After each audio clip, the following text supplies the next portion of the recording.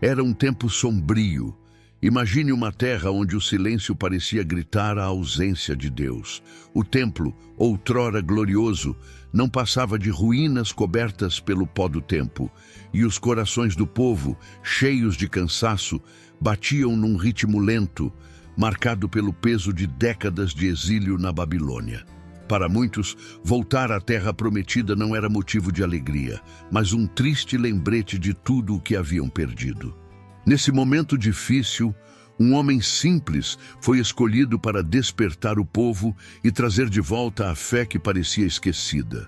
Ageu nasceu em um contexto de cativeiro, mas seus olhos foram feitos para ver além das correntes da opressão. Não sabemos muito sobre sua infância ou juventude, mas é fácil imaginar que ele cresceu ouvindo histórias do Templo de Salomão, o lugar onde Deus habitava no meio do seu povo.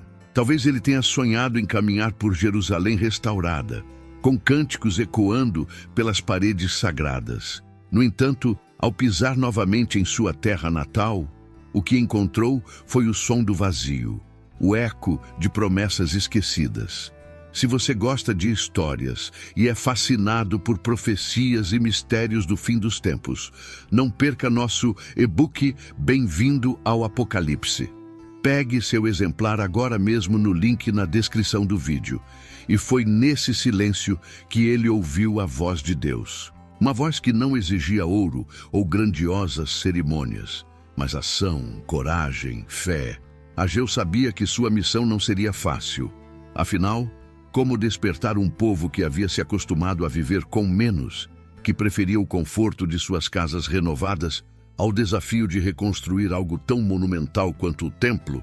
Mas ele também sabia que havia algo mais em jogo do que pedras e paredes. A reconstrução do templo era o símbolo de algo maior, um convite para que o povo colocasse Deus novamente no centro de suas vidas. Ageu não era um homem de títulos pomposos ou de grandes feitos conhecidos. Ele não veio de uma linhagem de reis, nem carregava a imponência de um sacerdote. Ele era um homem simples, alguém que caminhava entre os outros, cujas mãos provavelmente carregavam os mesmos calos que o trabalho duro deixava em todos os exilados que retornavam. Mas havia algo nele que o separava, um brilho no olhar, um peso na voz, como se cada palavra que dissesse carregasse um propósito maior do que qualquer tarefa cotidiana. Ninguém sabe exatamente quando ou onde ele nasceu, mas é certo que sua vida foi profundamente marcada pelo exílio na Babilônia. Era uma terra estranha, com deuses de pedra em cada esquina e uma cultura que não era a sua. Talvez tenha sido ali, naquele ambiente hostil, que Ageu começou a ouvir o chamado que o separaria de todos os outros. Ele não era um homem comum, era escolhido, embora ainda não soubesse disso. Quando o povo finalmente retornou a Jerusalém, Ageu se destacou não pela força de seus braços, mas pela força de sua convicção.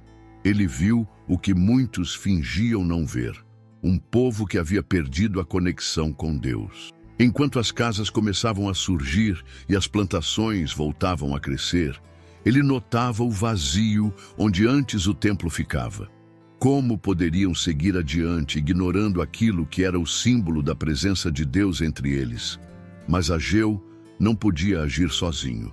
Ele sabia que sua missão era maior do que ele. Ainda assim, sua voz precisava ecoar e sacudir o povo do torpor. E assim, com coragem que parecia brotar de uma fonte divina, ele começou a caminhar entre as pessoas, a falar, a desafiar. Ele se tornaria a ponte entre o coração endurecido do povo e o chamado urgente de Deus. Quando os exilados finalmente pisaram de volta em Jerusalém, esperavam encontrar um cenário de esperança, um recomeço promissor. Mas o que os aguardava era uma cidade fantasma, com muralhas partidas e o templo, aquele que um dia fora o orgulho da nação, reduzido a pedras espalhadas pelo chão. Era um choque cruel, como ver o reflexo de um passado glorioso, diluído no espelho rachado da realidade.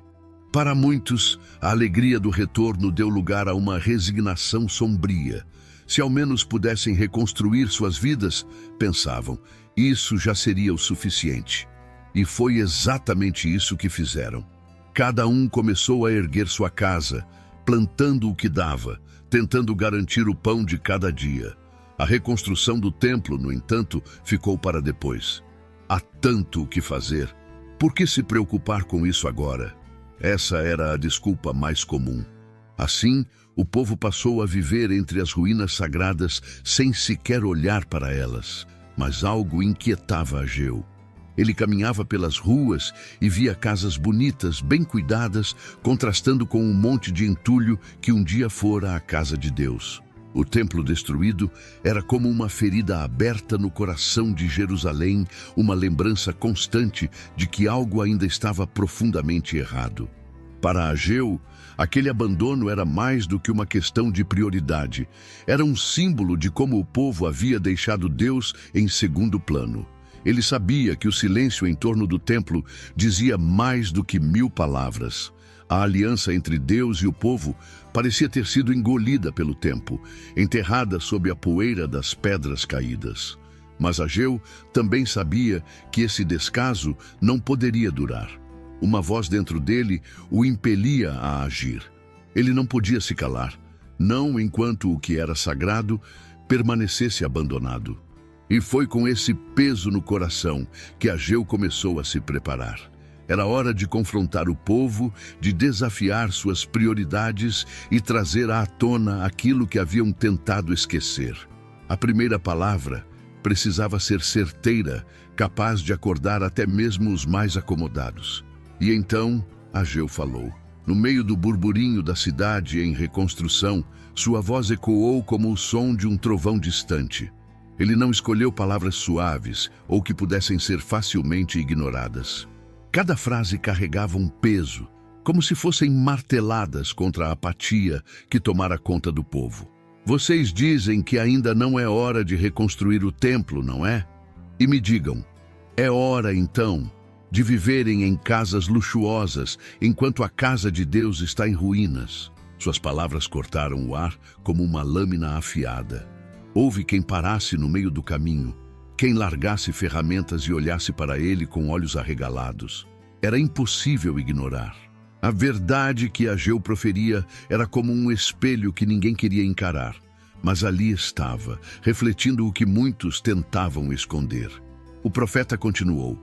Ele apontava não apenas para a negligência com o templo, mas para as consequências disso. Vocês plantam muito, mas colhem pouco.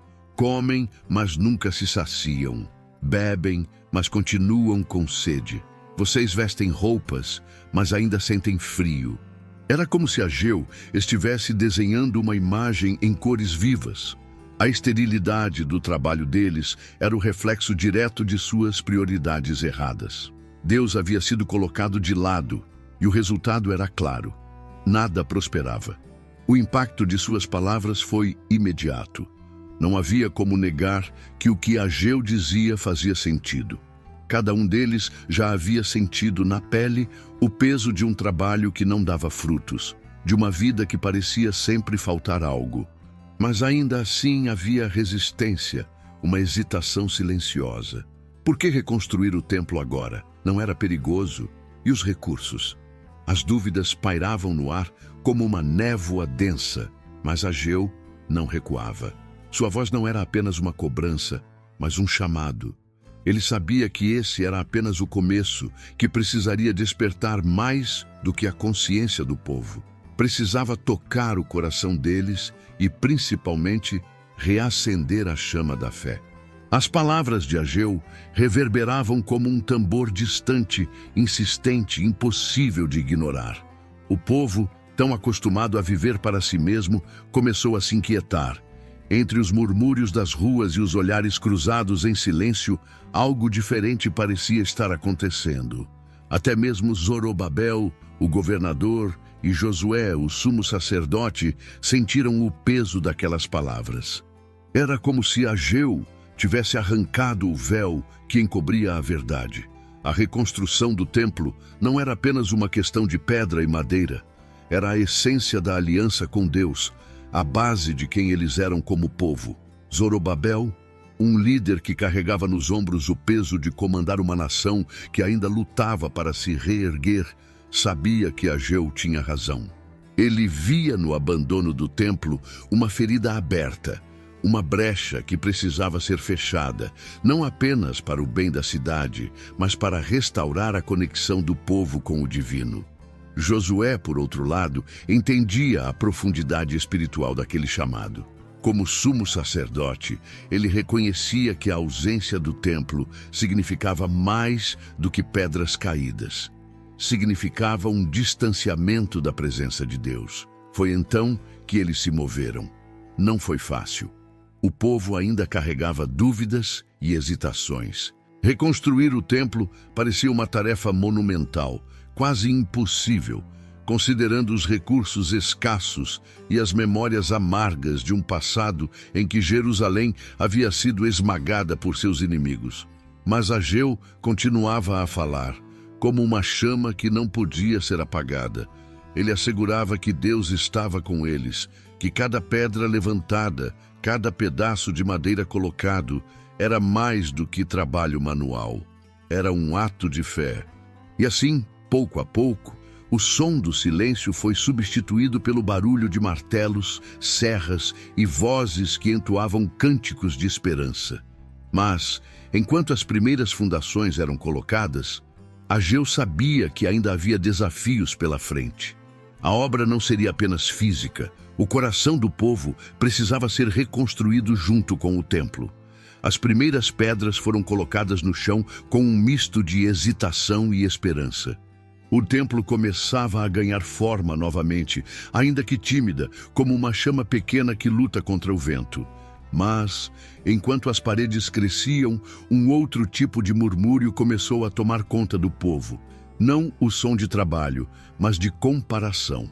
Os mais velhos, aqueles que um dia tinham visto o Templo de Salomão em todo o seu esplendor, olhavam para a nova construção com uma tristeza que não conseguiam esconder. Isso nunca será como o primeiro. Nunca terá a mesma glória. Eram palavras pesadas que começavam a pesar não apenas no trabalho, mas no coração de quem colocava cada pedra. Como lutar contra as sombras do passado?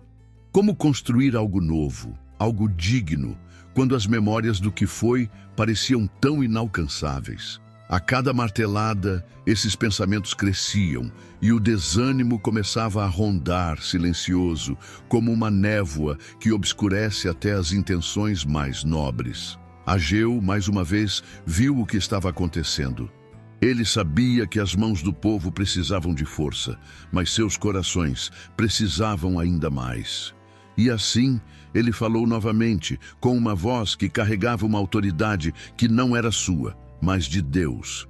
Vocês olham para isso e acham que é pouco? Acham que não tem glória suficiente? Pois eu digo, a glória deste último templo será maior do que a do primeiro. Essas palavras caíram como uma tocha no meio da escuridão. O que Ageu dizia não era apenas uma promessa, era um prenúncio. Ele apontava para um futuro maior, algo que ia além do que seus olhos podiam ver. A reconstrução do templo não era sobre o passado, mas sobre o que ainda estava por vir. Era como se cada pedra colocada carregasse não apenas o peso do presente, mas a esperança de uma glória futura que eles ainda não conseguiam imaginar. Enquanto o trabalho no templo avançava, o povo começou a perceber que os desafios não eram apenas externos. As pedras podiam ser erguidas, mas as dúvidas e o medo ainda pareciam sussurrar dentro deles. Era como se cada vento forte que soprava pela cidade carregasse consigo as lembranças do cativeiro e os rostos de seus inimigos. Por mais que suas mãos trabalhassem, seus corações ainda estavam pesados, hesitantes, como se esperassem que algo ou alguém viesse interromper tudo de novo. Ageu via isso. Ele percebia que, mesmo com a promessa de glória futura, a sombra da insegurança ainda pairava sobre muitos. E então ele decidiu falar mais uma vez. Mas dessa vez, suas palavras não eram apenas uma chamada ao trabalho ou uma promessa distante. Elas eram um lembrete de que o Deus que havia chamado o povo era o mesmo que caminhava entre eles naquele exato momento. Sejam fortes, não tenham medo, eu estou com vocês, ele declarou, ecoando a própria voz de Deus para o povo. Era como uma âncora lançada no meio de uma tempestade, uma reafirmação de que eles não estavam sozinhos, que cada pedra colocada era supervisionada pelo próprio Criador. E Ageu não parou por aí. Ele apontou para a história, para o que Deus já havia feito no passado. Lembram-se do Egito? Lembram-se de como ele trouxe vocês para fora? Pois esse mesmo Espírito ainda está no meio de vocês. Mesmo assim, as dificuldades continuavam. Havia oposições externas, pessoas que zombavam do trabalho e a realidade dura de construir em tempos de escassez. Mas Ageu sabia que a verdadeira batalha não estava nas mãos dos inimigos ou na falta de recursos. Estava na confiança do povo. Eles precisavam acreditar não apenas no futuro, mas que o próprio ato de reconstruir o templo era uma prova de que Deus ainda estava agindo. Com essa mensagem, os trabalhadores voltaram ao serviço. Cada pedra parecia pesar menos, cada martelada soava como um passo na direção certa, mas Ageu sabia que ainda havia lições que precisavam ser aprendidas e os desafios ainda estavam longe de acabar. O trabalho seguia, pedra por pedra, mas os dias eram longos e os frutos desse esforço pareciam distantes. Não era só o cansaço físico que testava o povo, era a sensação de que, mesmo com tanto esforço, a recompensa parecia não chegar. As plantações continuavam a dar pouco, os celeiros permaneciam quase vazios, e o vento que soprava sobre as colheitas parecia levar mais do que trazer. Era como se a terra estivesse em silêncio, recusando-se a responder ao suor e ao trabalho de quem a cultivava. Foi nesse contexto que Ageu se levantou novamente, sua voz, mais uma vez, cortando o peso do desânimo como uma lâmina afiada. Ele não poupou palavras, mas também não falou para ferir, falou para despertar. Vocês já perceberam como tudo parece escapar por entre os dedos? Trabalham duro, mas nada dura. Guardam dinheiro, mas ele some como se estivessem bolsas furadas. Por quê? Havia um silêncio tenso enquanto as palavras dele ecoavam. O povo sabia que ele estava certo. Essa era a sensação exata que carregavam há anos, como se a vida estivesse sempre faltando algo. Então Ageu revelou a resposta que muitos já temiam ouvir.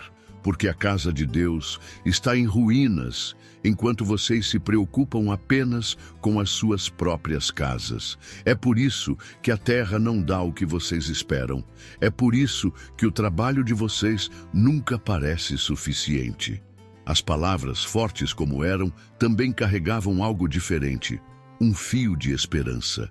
Ageu não apenas apontou o problema, mas trouxe uma promessa que parecia brilhar como um farol em meio à escuridão. A partir de agora, prestem atenção. Desde este dia, desde o momento em que começaram a reconstruir o templo, Deus prometeu: eu vos abençoarei.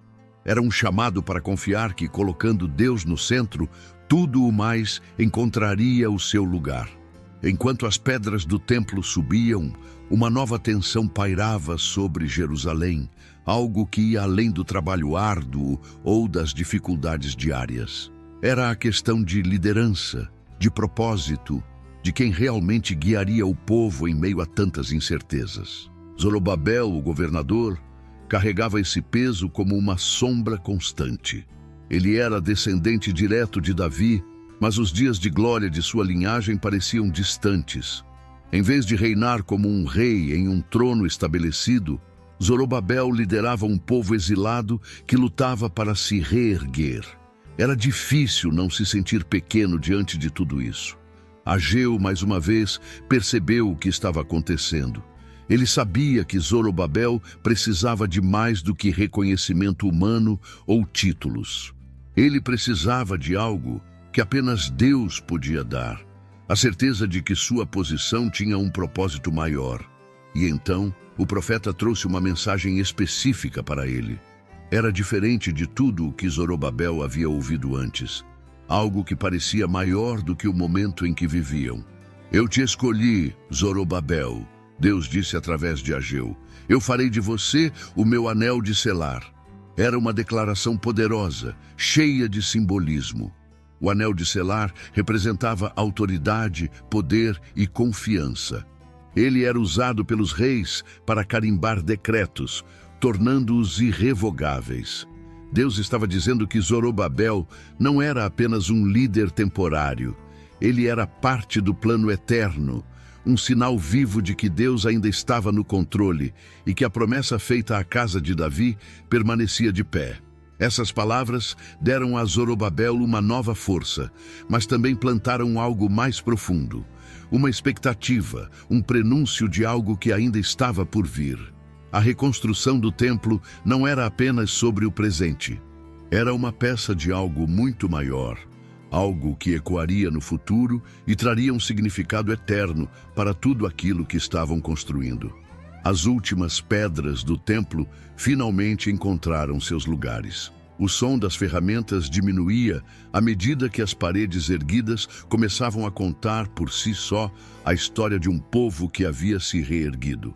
Mas o que se via ali, mais do que pedra sobre pedra, era um testemunho vivo da fidelidade de Deus. Cada canto, cada altar reconstruído era um lembrete de que, mesmo depois do exílio, mesmo após tanta dor, o pacto de Deus com seu povo permanecia intacto. Mas algo ainda pairava no ar, uma sensação de que a obra, embora concluída, era apenas o começo. Ageu sabia disso. Ele sabia que o templo não era apenas um prédio, mas um símbolo. Ele era o lugar onde o céu encontrava a terra, onde o povo se lembrava de quem eram e de quem Deus era. Porém, havia algo mais, algo que Ageu não podia ignorar. O templo não seria apenas para o presente. Ele apontava para um futuro ainda maior, uma promessa que não estava completamente revelada. As palavras que Ageu havia proferido sobre a glória deste templo ser maior do que a do anterior ressoavam entre os que ouviam. Alguns olhavam para a construção e se perguntavam como isso seria possível.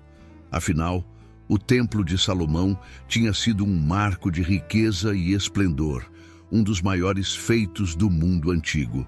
Mas Ageu falava de algo que ia além do ouro e da beleza. Ele falava de uma glória que o povo não conseguia imaginar completamente. Uma glória que viria em forma de paz, em forma de redenção, algo que ultrapassava o físico. O povo continuava a viver e a adorar no templo recém-construído, e Zorobabel liderava com renovada convicção. Mas a história não terminava ali. O templo era uma promessa viva, uma peça no grande plano de Deus que ainda estava se desdobrando. O que Ageu havia iniciado era muito mais do que um chamado à reconstrução. Era um chamado à fé, à obediência e à expectativa de algo muito maior do que podiam ver. E assim, o eco das palavras de Ageu nunca se apagou.